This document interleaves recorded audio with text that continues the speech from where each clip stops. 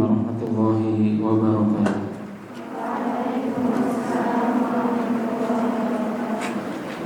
Alhamdulillahi ala ihsani wa syukurulahu ala taufiqihi wa imtinani wa asyhadu an la ilaha illallah wahdahu la syarika lah ta'ziman li sya'ni wa asyhadu anna nabiyyana Muhammadan abduhu wa rasuluh da'i ila ridwani wa ala alihi wa ashabihi wa ikhwani ya ayyuhalladzina amanu taqullaha haqqa tuqatih wa la tamutunna illa wa antum muslimun. Alhamdulillah, kita lanjutkan kajian kita masih dengan kitab Bulughul Maram, akhir dari bab al-birri was-silah, bab tentang kebaikan dan wajibnya menyambungkan silaturahim.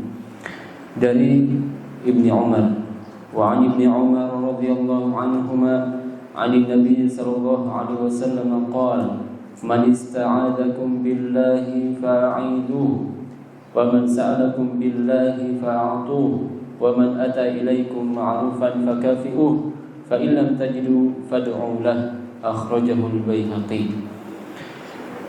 Dari sahabat Abdullah bin Umar, semoga Allah meridhoinya dan bapaknya, bahwasanya Nabi SAW bersabda, "Man ista'adzakum billahi fa'idhuh."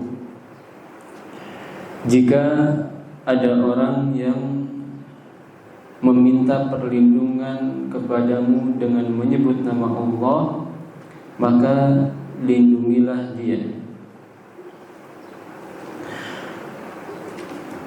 Wa man sa'alakum billahi fa'atuh.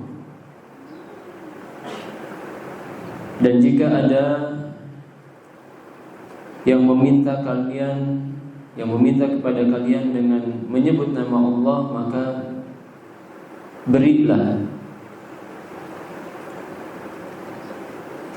Wa man ata ilaikum ma'rufan fakafi'uh. Dan jika ada yang berbuat baik kepada kalian, maka balaslah. Fa illam tajidu fad'u lah. Dan jika kalian tidak mendapatkan sesuatu untuk membalasnya, maka minimalnya doakan. Kita bahas dulu yang pertama. Man ista'adzakum billahi fa'idhuh. Jika ada di antara manusia yang minta perlindungan kepadamu dengan menyebut nama Allah, maka tolonglah dia, maka lindungilah dia. Yang dimaksud dengan al-isti'adzah dijelaskan oleh Syekh Muhammad bin Shalih Al-Utsaimin, yaitu al-i'tisam bisyai', meminta perlindungan dengan sesuatu. Ya, termasuk kata beliau, jika ada orang yang ketika dia hendak dizalimi, kemudian dia mengucapkan a'udzubillahi minka, aku berlindung kepada Allah dari dirimu, ya, maka hendaknya orang yang mau menzalimi atau orang yang mau berbuat keras itu berhenti. Ya, misalkan A dan B sedang berselisih, kemudian A ini sudah terlihat tidak sabar, sudah mau mukul. Kemudian kata B, a'udzubillahi minka, aku minta perlindungan kepada Allah dari dirimu. Hendaknya dia turunkan tangan. Tidak boleh jadi untuk memukul. Ya. Li'annahu ista'adha bima'adin 'azim, karena dia telah meminta perlindungan kepada zat yang maha agung. Namun hal ini bukan masuk ke dalam bab al-istishfa' billah, meminta syafaat kepada Allah. Ya, maksudnya meminta syafaat kepada Allah untuk selamat dari manusia. Kenapa? Karena di dalam syariat kita tidak boleh al-istishfa' billah ala khalqihi. Ya, kita meminta syafaat kepada Allah agar mendapatkan perlindungan dari kejahatan makhluknya. Kenapa jadi tidak boleh? Karena ketika itu ya seolah-olah Allah posisinya ada di bawah makhluk. Ya. Adapun al-isti'adzah billahi min khalqihi fajaiz. Adapun meminta perlindungan kepada Allah ketika ada orang yang menzaliminya atau ada orang yang hendak berbuat buruk kepadanya, maka ini boleh. Ya, maka tidak boleh seorang mengatakan asyfa'u billahi ilaik. Ya. Aku minta syafaat dengan Allah dari dirimu. Ini tidak berboleh. Minta syafaat dengan Allah. Adapun minta syafaat kepada Allah ini boleh. Kemudian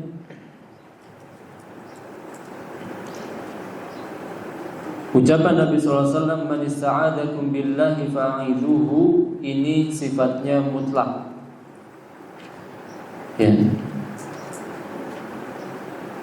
Namun tentu mutlak lafaz ini digandengkan dengan maslahat dan mafsadah.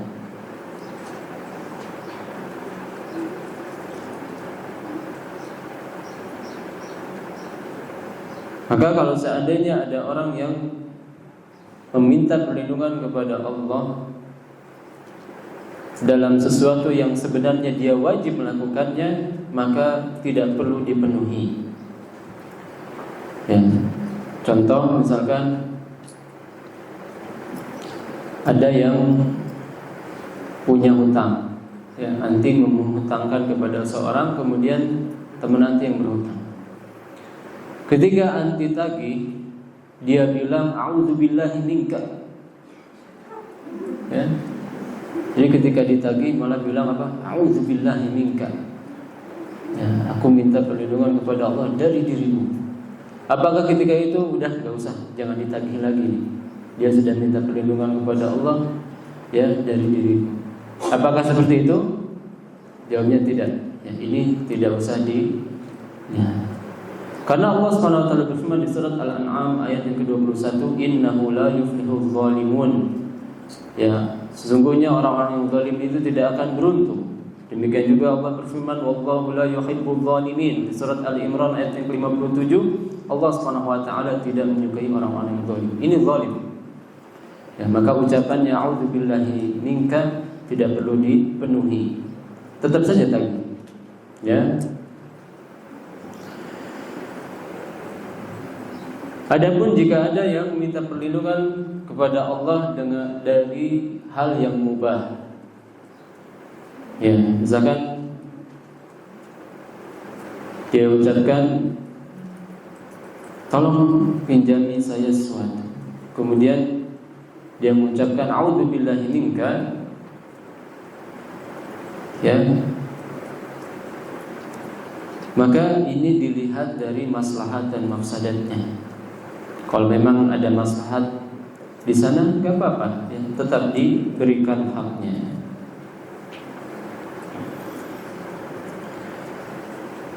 Bagaimana dengan kisah Nabi SAW dengan Ibnatul Jaun, salah satu istri Nabi SAW yang ditalak dan tidak dirujuk lagi?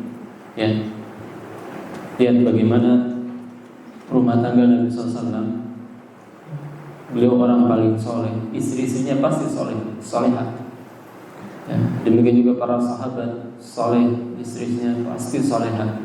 Itu ada yang gesekan-gesekan atau perselisihan yang terjadi di rumah tangga mereka.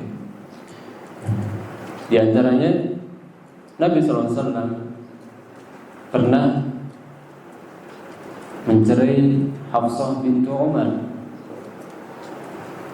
Ya, namun ketika telah dicerai ada perintah langsung dari Allah SWT untuk kembali dirujuk. Akhirnya dirujuk. Ya. Demikian juga Nabi SAW pernah dinikahkan oleh Allah langsung dengan siapa? Zainab bintu Jahsy, langsung dari atas langit.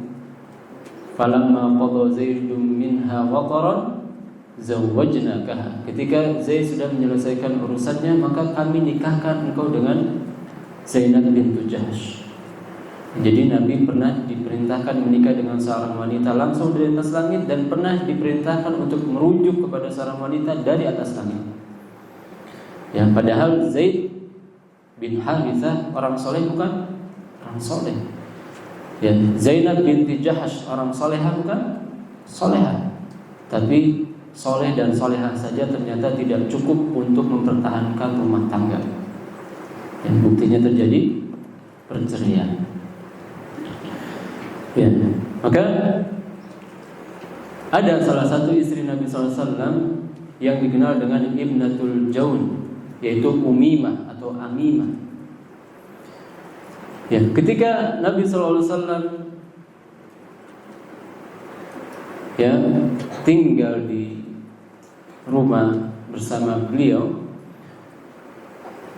Ibnatul Jaun itu mengatakan, a'udzu billahi minka, aku minta perlindungan kepada Allah dari dirimu. Subhanallah. Maka Nabi SAW yang ketika itu hendak mengambil hak beliau sebagai seorang suami, ketika diucapkan demikian, maka beliau ya mengatakan, laqad uzza bi'azimin ilhaqi bi ahlik. Engkau telah meminta perlindungan dengan zat yang maha agung, maka sekarang pulanglah kamu ke rumahmu. Ya, diceraikan sudah. Padahal secara hukum Nabi SAW boleh tidak memenuhi keinginannya, karena Nabi SAW sedang akan mengambil haknya. Namun karena wanita ini telah meminta perlindungan dengan nama Allah, maka Nabi SAW penuhi keinginannya, kemudian diceraikan. Ya. Maka ya ini kasusnya berbeda. Nabi SAW ya melepaskan hak dirinya untuk memenuhi keinginannya, padahal boleh Nabi SAW ya untuk tetap mengambil haknya walaupun ia meminta perlindungan dengan menyebut nama Allah. Kemudian yang kedua, bagian hadis yang kedua, wa min sa'alakum billahi fa'atu. Jika ada orang yang meminta kepadamu dengan menyebut nama Allah, maka berilah. Ya. Para ulama menyebutkan setidaknya ada dua makna dalam lafaz ini. Lafaz yang pertama yaitu, siapa yang meminta kepadamu dengan sesuatu yang disyariatkan, maka beri dia. Misalkan ada orang fakir, orang miskin datang kepada kita meminta hak zakat. Zakat disyariatkan tidak? Syariatkan. Ya, maka kita harus beri. Atau misalkan ada seorang istri datang kepada suaminya meminta nafkah. Ya, meminta saja sudah wajib diberi. Tidak meminta saja sudah wajib beri. Ini apalagi meminta dengan menyebut nama Allah. Ini lebih wajib lagi untuk diberi. Bisa dipahami ini? Ini pengertian yang pertama. Pengertian yang kedua yaitu jika seorang meminta kepadamu dengan menyebut nama Allah, maka ini harus diberi. Hukum asalnya seperti itu. Ya. Namun kata para ulama ini dilihat dari maslahat dan mafsadah. Misalkan anti punya jam baru, ya. Kemudian ada orang yang senang sama jam anti. Dia bilang, as'aluki billah a'tini sa'ad. Dan aku meminta kepadamu dengan menyebut nama Allah, ya, berikanlah jamu. Ya. Kemudian dia sebutkan hadis, ya, man sa'alakum billah fa'atu. Siapa yang minta kepadamu dengan menyebut nama Allah harus diberi. Ya. Maka ketika itu apakah harus diberi? Jawabannya tidak. Ini kembali kepada maslahat dan mafsadah. Kalau ini dibuka, ya, kalau dijelaskan bahwasanya maksudnya seperti itu, maka setiap ada sesuatu diminta berarti harus diberi. Ya. Orang baru beli apa diminta dengan minta maaf harus beri. Apa harus beri? Ya. Rusak kehidupan seperti ini. Maka kata para ulama ini dikembalikan kepada maslahat dan mafsadah.